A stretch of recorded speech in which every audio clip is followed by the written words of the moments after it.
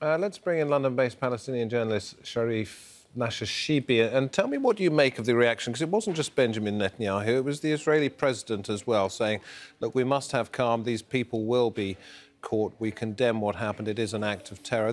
It's not as if Israel's standing back and sort of doing nothing at this point.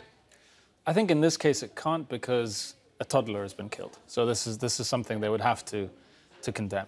But there are three things to look at here in terms of the reaction. Firstly, this is not an isolated incident. Palestinians are subjected to Israeli settler violence on an almost daily basis. The second thing is that the Israeli state fosters a sense of superiority and impunity that encourages these kind of attacks to happen. I mean, the human rights group B'Tselem said that something like this was only a matter of time, given the sense of impunity. And the third thing is that the Israeli army doesn't act any differently. I mean, if it targets civilians. If you look at the last Gaza war, Israeli soldiers, their testimony said that they were told to deliberately target civilians, to shoot first and ask questions later. That is also terrorism. So the state is just as much culpable for the killing of Palestinian civilians as settlers. What does Israel need to do, other than, I'm sure you would say this is probably the priority, other than stop building these settlements, perhaps demolish them? What else can it do to take some of the heat out of all of this? Israel has shown itself completely unwilling to do anything except expand the settlement project. So what is necessary is international pressure on Israel to stop expanding settlements, to withdraw from the settlements that already exist.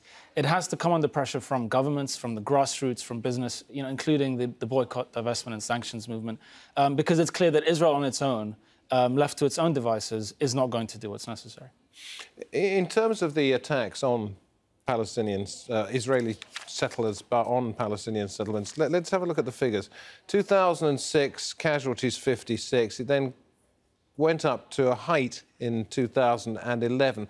Now, the number of casualties has actually been falling since then. Is there a reason for that? It's difficult to say, but the number of violent acts has not fallen.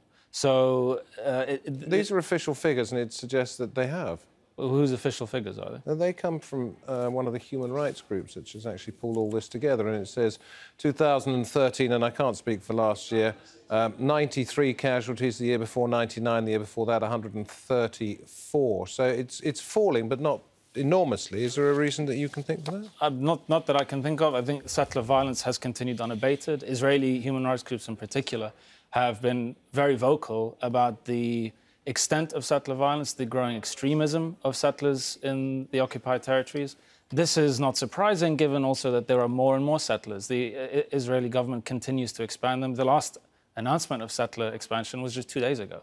So this is illegal under international law. The Geneva Conventions forbids the transfer of a foreign population into occupied territory. And what is your experience as a reporter in trying to understand whether anybody who's behind this violence is actually, first of all, found, taken to a court of law, sentenced and perhaps incarcerated? Well, the Israeli human rights group Yesh Din said that of all the complaints lodged by Palestinians to the Israelis, almost 93% go without any charge. So nothing is done in 93% of cases. And where there is a punishment of settlers, it's symbolic. It's a slap on the wrist. Certainly, the Palestinians are subjected to military courts, whereas the settlers are subjected to civilian courts. If you compare that to Palestinians, they can face jail of up to 20 years for throwing a stone. Thank you. Thank you very much for coming in and talking to us on this news hour.